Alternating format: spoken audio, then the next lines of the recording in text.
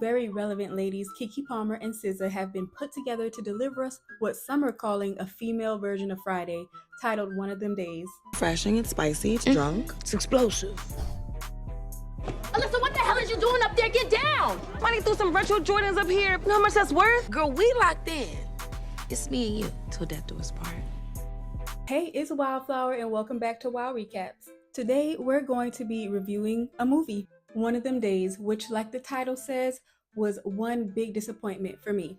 So on February 14th, I went out to get a meal with my main squeeze. We got back home for a little prime movie and chill before the hanky panky and happened to give this $20 rental a chance because the previews were good, they had a good cast, I just wanted to see it. With names like our two main characters, Keke Palmer as Drew and SZA as Alyssa, plus Cat Williams, Tony Baker, Desi Banks has a small cameo, he gave the same vibes as always. So in addition to our star-studded cast, we have a story that's mostly relatable, but all the details are super unrealistic. So this review is definitely going to include some spoilers, but leaving out enough so that you should still watch the movie and tell me how you feel about my thoughts, if you haven't seen it already. Let's start with the relatable fact that SZA was the dumb friend. We've all had one, and I don't mean dumb as in airheaded, dumb as in meets a guy, lets him move in with you and your friend, trusts him with the rent money type of dumb. Because yes, that's exactly what Alyssa did in this movie. I'm not gonna hold you at all. Every single thing was Alyssa's fault in this movie. But let me continue to tell you why. So rent is due and Alyssa tells Drew that she handled it. And by handled it, she meant gave the rent money to her bum boyfriend and trusted him to turn it in. So of course we find out really quickly that he did not turn it in because the landlord comes a-knocking. So at this moment, I'm already pissed because the whole premise of the movie is because of this very easily avoidable thing. It's not because someone lost their job, not because they didn't have transportation, not because any of the many things that could happen in life that could put someone in this situation. They could have had a flashback to an exciting accident or occurrence that costed them money and now they have to catch up. They could have had a tragic event happen that costed money and now they have to make it back for rent. You know, something more than one roommate was careless and gave the rent to someone who shouldn't be there in the first place. Then she gave no explanation as to why she couldn't have just taken it herself. That would be a little more understandable as to how they got here and or why she thought it was a good idea to trust him with it. Anyway, so now they're in a pickle because of some sausage. So fast forward to Alyssa and Drew finding Keyshawn, that's the broke down boyfriend's name, at Big Booty Bernice's house. That's right, straight out of her bed to another. In between finding out about the rent and going to hunt down the boy, another unrealistic moment happens when a white neighbor moves into the hood before gentrification. Quick side note, I am aware that some white people are from the hood, okay? But I mean, her moving there was so random. I knew she would in some way be a part of saving the day. Now, before we get into this girl's apartment, they introduced BB Bernice in a way that was supposed to be funny, but it just felt extra. Keyshawn and her see each other, Bernice starts dancing, and they share ice cream. There was no emotion from me until the ice cream scene because it was half funny, half gross. Now, hear me out on this part. Big Booty Bernice had a nice booty for sure, but I feel like it could have been exaggerated a little more for the character. How is the character Big Booty whoever when Alyssa's booty was bigger than hers? Not body shaming or anything like that, I'm just saying Big Booty Judy on ATL had huge cakes. I think that any character with big booty in front of the name should have an exaggerated booty, but maybe that's just me. So like I was saying, they find Keyshawn there at Bernice's sleeping. So he was asleep when Drew and Alyssa got home, woke up to tell Alyssa happy 6 months, and then blew her back out and left just to go to another girl's house to sleep? Or did he blow her back out too and that's why he went to sleep again? Either way, the D is dirty. This incident is where the chase with Bernice starts, and we will visit this later as well. The girls run away from Bernice after they found out that Keyshawn spent the money on his whack-ass t-shirt line. Right, so now the rent money doesn't even exist anymore. Now, we get into them having to make the money back somehow. Their first thing is donating blood. One of the better scenes. Needles make me a little squeamish. Join the club, girl. Today's my first day. This one, I think everything that was supposed to be funny actually is. They of course end up having a mishap at the blood place, and I'll show you a still to illustrate what happened there. Exactly. Now I'll leave the rest of the details of this scene for you to watch. I will mention though that the mishap caused them to not get any money from donating blood. Moving on, after that, the girls go get something to eat and they see Drew's crush, which is pretty irrelevant to this review, but yeah, she has a love interest.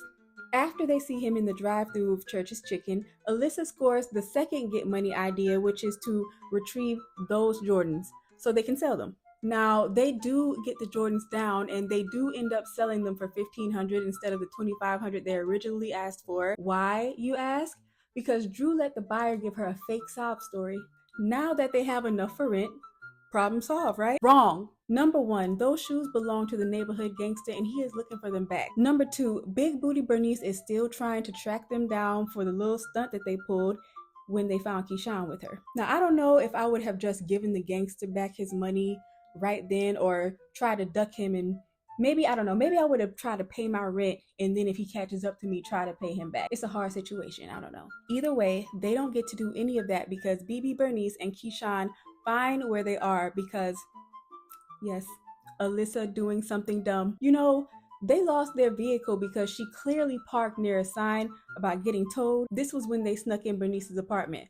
But yes, she sent Keyshawn a picture trying to make him jealous and they were able to identify where they were. In the middle of a crisis, worried about the wrong dang on things, getting her and Drew in deeper mess. So of course when they see each other, the girls get to fighting and Bernice ends up taking the money. This happens at the most inconvenient place it could happen, which is outside of Drew's job interview. So of course Drew gets involved when she runs outside, the interviewers see and it ruins her chances. Then after she finds out that Alyssa has up the money yet again, this is when she goes off on her. They went off on each other, but the point is, this is the moment where Drew's character is feeling what everyone else is, or at least what I'm feeling, which was Alyssa is a ball of accidents. Not saying Drew can't or shouldn't be her friend, but maybe this isn't the friend you live with. But it's too late for that. Y'all have gotten the money and lost it again because of the same person. Now what? Well, let's skip to the girls sitting outside on their things because they have been put out. So Bethany, the seemingly out-of-place neighbor, sees them and is so oblivious to these types of situations in these neighborhoods, she can't see that they got put out and asks if they're having a yard sale, child. Drew told her yes, and this is where Bethany inadvertently saves the day. She tells Drew and Alyssa that she knows many more people who would be interested in buying more of Alyssa's paintings. So of course these hustlers get the idea to have a pop-up shop in the courtyard of the apartments, and it works like a charm. They made enough to pay rent and to pay the gangster back about his shoes. Now, at this point, I am satisfied and kind of ready for the movie to be over, but they have to see this whole gangster shoe thing through. When he comes to collect, I couldn't even take it seriously. Maybe it wasn't supposed to be serious, but was it supposed to be funny? Because it wasn't that either. They end up getting away from him for a little bit in their empty apartment. In there, we surprisingly find that broke down Keyshawn has come back trying to make it up with Alyssa. She complains about him burning all her candles, but how is all your stuff out there and you got candles left? But whatever. I don't know, but he expresses why he wants to come back. Bernice is, she's strong-willed and, she makes me do things that I don't want to do. This is the final moment for them, not necessarily because she puts him out, but because the gangster bursts in because Keyshawn's horrible singing, but ends up catching on fire because of all the candles. Or maybe that happens before the fire. But what I'm trying to get out about this fire that pissed me off is that Alyssa and Drew ran to the sink, but only one of them came back with a small ass cup. Now I know their stuff is supposed to be gone, but if there was one cup, I'm led to believe there were a few other things left in the kitchen. I was thinking that maybe Alyssa would come back with like a pot or a bowl full of water or something, but I don't know, man. Maybe they just had that one small ass cup. In the end, we find out that Shoe Gangster had a warrant and this whole situation is how the police caught him. The girls got a reward of a whopping $30. Alyssa gets a gig to have continuous pop-ups for her art, and Drew got to redeem herself at the pop-up because the interviewer showed up and saw that she planned the whole thing. Now, before I talk more let me say what I do like. Now, having so many actors who are known and comedians doesn't really matter to me, but I'll still add it as a plus for this movie. I like some of the supporting actors, like this young lady here. She was funny. I mean, do you have an invoice for your art? You don't gotta be me. The young lady at the blood bank, I liked her part too. They had a drive-through bandit character that would run through the drive-through all masked up and snatch people's orders. that was a small thing they added that was funny too, because he came out of nowhere and of course at the most inconvenient times for people. One of Them Days was written by Sarita Singleton, directed by Lawrence Lamont, and produced by Issa Rae. This film to me seems Issa Rae-esque, even though she does produce good things. This film was shot very well in my opinion, so I really blame the fact of me not liking it on the writer. Again, it was the details leading to the main things that I didn't appreciate. All of this was because the friend Alyssa was dumb. I could have actually gotten over that if it was actually funny. Now, I can see children and maybe older people laughing at this, but I could have watched this movie straight face for the most part. I gave them a few sympathy smiles. I'll admit that my expectations for this movie was high, but I won't say that it was too high because all I wanted was better jokes in the script that I haven't heard on social media multiple times. Not saying all of them were like that, but again, y'all, the parts that were supposed to be funny just were not funny to me, and that's what made the movie a fail for me. A good cackle or two could have maybe distracted me from my frustration with SZA's character. I hated the part where their car got towed because it was too predictable. But what I hate most is how people compared this movie as the female Friday. It's really that comment right there that made me excited to watch it. Y'all owe Ice Cube and me an apology. Now, with all that said, I still encourage you to watch the movie. I mean, you see the reviews. Some people actually did think it was funny, so check it out. Report back to this comment section and let me know if I'm tripping or was One of Them Days a knee slapper.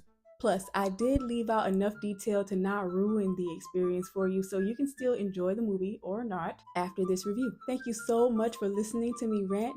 I'll see you next recap.